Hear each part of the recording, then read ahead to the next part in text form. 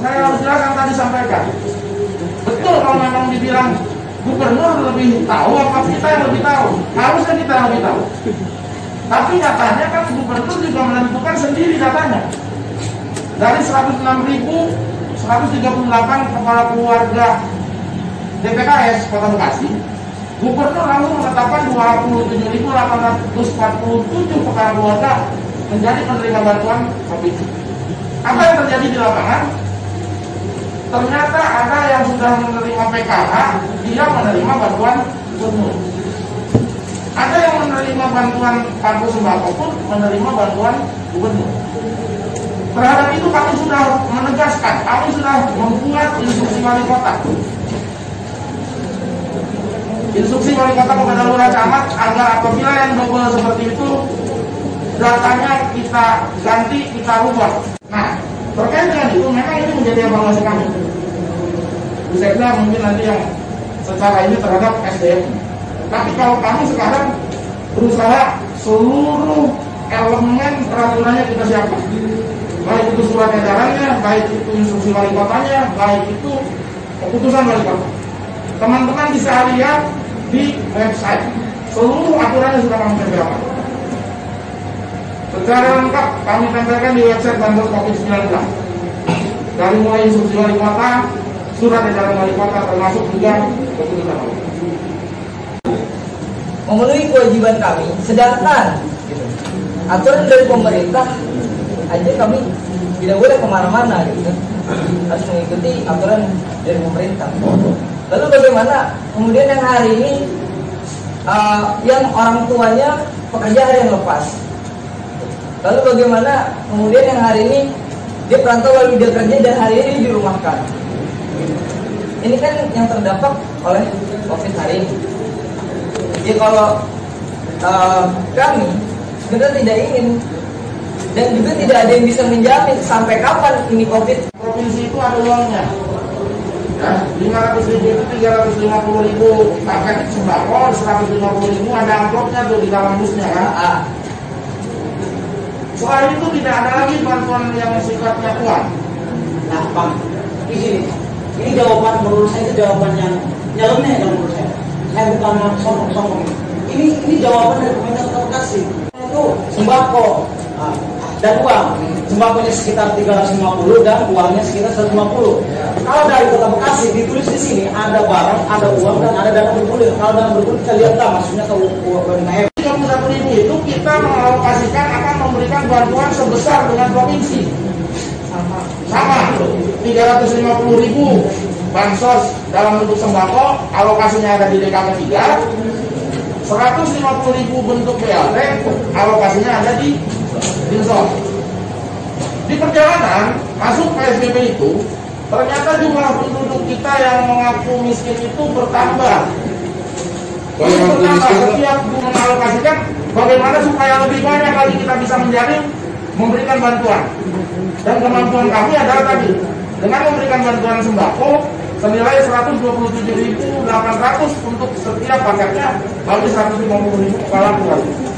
Itu dari dana 4,3 miliar ini memang bentuknya stimulan atau stimulus dana bergulir atau pinjaman tanpa bunga selama 1 tahun dalam rangka penanganan ini. Jadi memberikan pimpinan untuk membantu memperkuat permodalan para penggiat koperasi UMKM Kota Bekasi. Alhamdulillah kembali saya laporkan ke Bu Sekda atau rekan-rekan dari gugus tugas penanganan COVID Kota Bekasi. Dana yang 4,3 ini alhamdulillah di tahap pertama Bu, ini sudah terserap 1,10 ya. Jadi dana yang 5,7 itu kita belanjakan untuk membeli produk, baik itu jenisnya masker maupun minuman kesehatan. Ya, untuk serbuk maupun ada ini yang untuk aparatur. Jadi hadirin sekalian, hasil tadi dana pinjam itu untuk permodalan kita beli dana dari dana yang tadi alokasi APBD ya, ini kan dari beda tuh parameternya.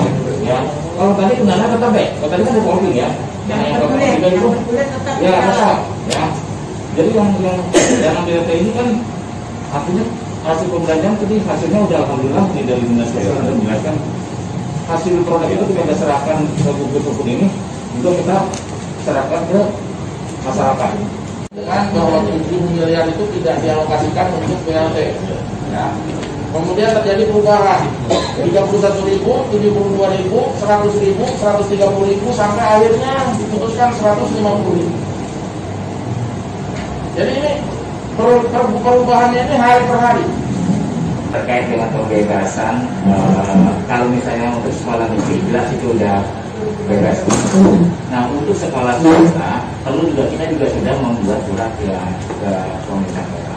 Nah ini kan sebenarnya kebijakan kalau misalnya mahasiswa itu kebijakan misalnya SMA SMK kebijakan di semua provinsi.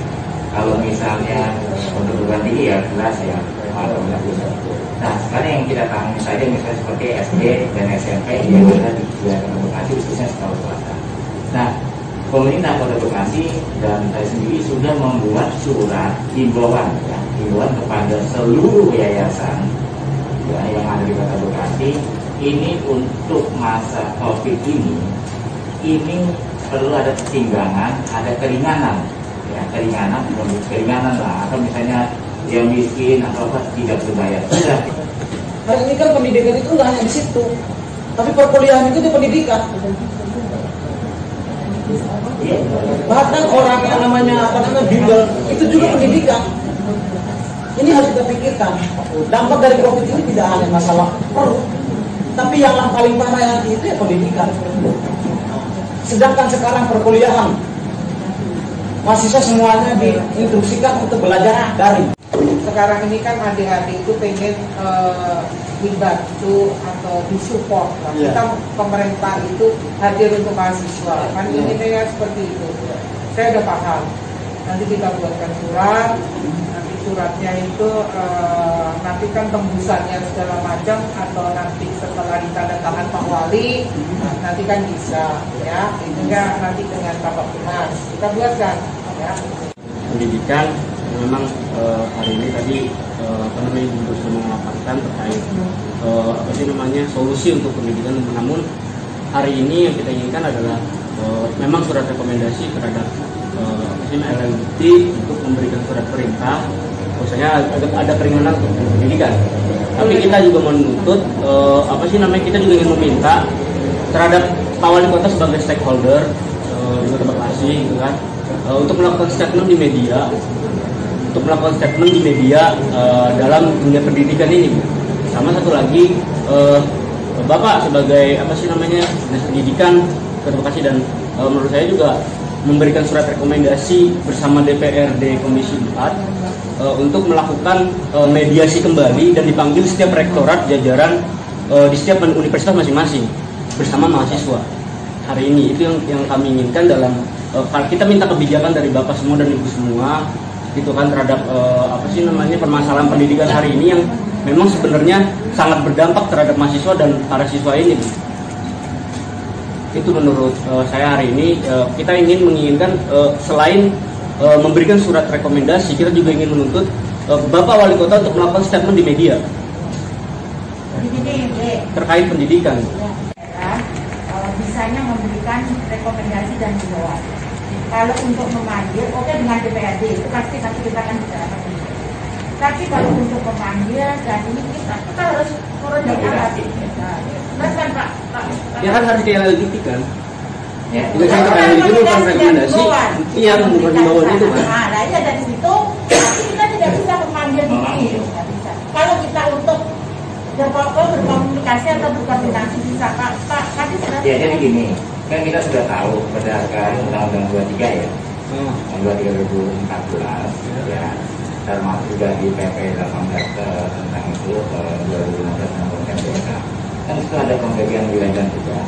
Nanti apa yang disampaikan oleh Bu Kata, misalnya yang untuk perguruan tinggi itu kan kewenangan penuhi oleh pemerintah pusat. Nah, kalau pemerintah Kota Bekasi tadi itu bisa, dan memang setuju ya Kota minta kalau kami mengimbau untuk keringanan biaya pendidikan. Tapi kalau untuk memanggil, nah jauh nggak bisa. Tapi kalau kita membuat surat misalnya untuk memang itu bisa permohonan. Tapi kalau untuk memanggil perguruan tinggi segala macam, terasa kalau misalnya, ya mohon maaf, tadi kan bilangnya kalian. Tapi kalau untuk berkomunikasi bisa, itu ya yang perlu dipahami, ya. Tapi memang itu tanggung kita bersama juga, nanti tetap kita akan komunikasikan. Ya, surat sakti yang Bapak berikan itu terkait audiensi gitu Pak, untuk memohon pada LLDikti untuk memanggil seluruh jajaran universitas, rektoriatnya untuk kita melakukan audiensi kembali gitu. Kita meminta kebijakan Bapak lah untuk memberikan surat sakti itu. Ini gitu. Nanti dasarnya kita gini ya, dari ini kalau mahasiswa membuat surat ke kita ya, nanti bisa. Nanti kan kita menindaklanjutnya itu ada dasarnya ya, bisa. Kan ini hasil audiensi ini, hasil audiensi ini kan dari sini kita lihat ya. Nanti dari teman-teman dari mahasiswa buat juga surat untuk kita audiensi kemana, nanti akan tulisan ke wali kota. Nanti kita buat ke sana gitu. Jadi ada bisa ada dasarnya. Jadi bisa. Jadi pengennya audiensi atau apa dengan pusat sekarang? Jadi kita minta keringanan dari wali kota untuk memberikan statement satu. Kedua, kita minta surat sakti dari Bapak dan Ibu sudah jajarannya untuk memberikan surat kepada LLDikti. Ya kan? Jadi pertama kan audiensi dengan akan adanya keringanan kan? Oke. Statement dari media Bu. Wali kota ke wali kota. Itu yang pertama yang tadi saya bilang kan statement wali kota. Pertama rekomendasi. Pertama surat keringanan. Iya. Oke. Kedua, kan kepengen audiensi kan dengan yang bisa. Kementerian lebih juga kan. Seandainya toh mahasiswa itu pengen audiensi dengan pusat, punya hak sendiri kok bersurat ke sana dengan kita sudah memberikan rekomendasi. Nih contoh, pemerintah Kota Bekasi sudah memberikan surat rekomendasi kapan kita akan diterima di sana. Seperti itu. Mohon maaf sebelumnya ya. Memang benar itu bisa dilakukan ke kampus dan juga mahasiswa ke perguruan tinggi langsung. Cuman kita balik lagi kepada Undang-Undang Perguruan Tinggi yang sudah diatur sama negara, bahwasannya seluruh perguruan tinggi mau PTS dan PTN yang ada di perguruan tinggi yang ada di Indonesia itu menjadi otoritas kampus masing-masingnya. Tuh. Jadi wewenang penuh itu bisa diambil alih sama kampus terkait anggaran, ya kan, terkait mahasiswa, pengadaan barang dan lain sebagainya macamnya. Ibarat kata negara kecil, kampus gitu, negara cendekiawan lah kita sebut seperti itu ya. Nah, kita mengetahui hal itu. Nah, di sini tugas Bapak dan Ibu sekalian itu mengundang para rektoriat yang ada di Kota Bekasi. Yang ada di Kota Bekasi kan? Yang ada di Kota Bekasi, bukan nasional, bukan se-Indonesia, nasional. Aduh, Ibu dan Tani saya tahu. Aduh, Ibu dan Tani saya tahu. Izin Bu. Aduh, ini kami merekomendasikan Pemkot Kota Bekasi untuk menemukan atau mengaudiensi seluruh rektor yang ada di Kota Bekasi, PTS maupun PTN kalau ada. Gitu. Kalau di Kota Bekasi ada PTN, ya silakan diundang. Nah, setiap kampus pastinya mempunyai dana cadangan atau dana silva. Tuh, yang ada di kampus. Pastinya itu bakal digelontorkan kepada mahasiswa. Hari ini datanya dan nyatanya yang terjadi di kampus, terutama misalnya kita kasih contoh karena kampus saya di Unisma, itu kita dapat kompensasi benar 100.000 dari ya rata-rata pembayaran itu sekitar 7 juta sampai 10 juta. 100.000 untuk biaya kuota. Nah ini kan kalau yang kita tahu bahwasannya COVID-19 ini berdampak ke semuanya, ke segmen masyarakat semuanya gitu. Kami menawarkan solusi itu gitu bagi mahasiswa untuk mengundang para rektoriat mengeluarkan dana silva ini. Gak mungkin dong pendidikan swasta hari ini nggak mengambil untung. Ya nggak? Buat rekomendasi pertama, ya, rekomendasi kepada Kementerian Pendidikan melalui tadi yang di Pertis ya, yang wilayah 3 Mana duta? kalau mengagenkan. Yang kedua nanti setelah rekomendasi itu jadi, ya itu tentunya akan dibuat rilisnya sebagai statement resmi pemerintah kota. Bagaimana tadi diminta kan? Ya. Oke, nanti kita akan resmi riliskan di semua media bahwa Kota Bekasi telah membuat rekomendasi untuk kepada Dikti agar memberikan keringanan biaya pendidikan terhadap mahasiswa yang ada di Kota Bekasi. Kalau saya sih sesuai tuntutan, Pak. Bukan keringanan, pembebasan biaya kuliah, biaya pendidikan. Pembebasan selama 2 semester. Pembebasan biaya kuliah. Berlaku di semua kampus di Kota Bekasi. Biar Selama pandemi ini, Bro.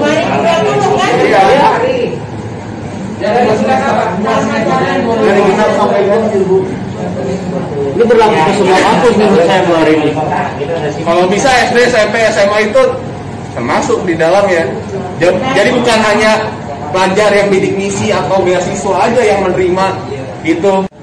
Surat rekomendasi untuk pertemuan kembali gitu atau audiensi bersama jajaran rektoriat atau yang ada di Kota Bekasi, yaitu satu poin satunya ya kan. Nah lalu yang kedua, saya sih meminta surat rekomendasi yang dibuat oleh Dinas Pendidikan Kota Bekasi untuk ya pembebasan biaya kuliah itu, Bu. Rekomendasi kepada rektoriatnya. Rektoriat yang ada di Kota Bekasi. Iya. Ya nanti kalian tembusan ya Pak Kadis ya. Tembusan itu nanti.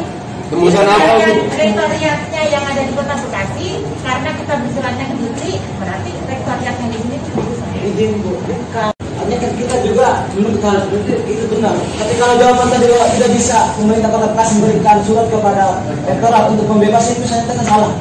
Karena hari ini baru lihat, hari ini kita dilarang untuk melakukan aksi demonstrasi. Kan kenapa? Menghindari COVID-19 ini semakin parah di Kota Bekasi. Kita mengikuti peraturan itu sesuai dengan amanat undang-undang. Ini sifatnya darurat semua. Makanya kita mau mengambil pilihan untuk melakukan audiensi. Sama kita juga paham sedikit-sedikit aturan, Bu. Tapi hari ini katanya nggak bisa. Apa yang bisa di sini yang dilakukan? Kalau ngomongin mau COVID-19 ini berpergi dari Kota Bekasi.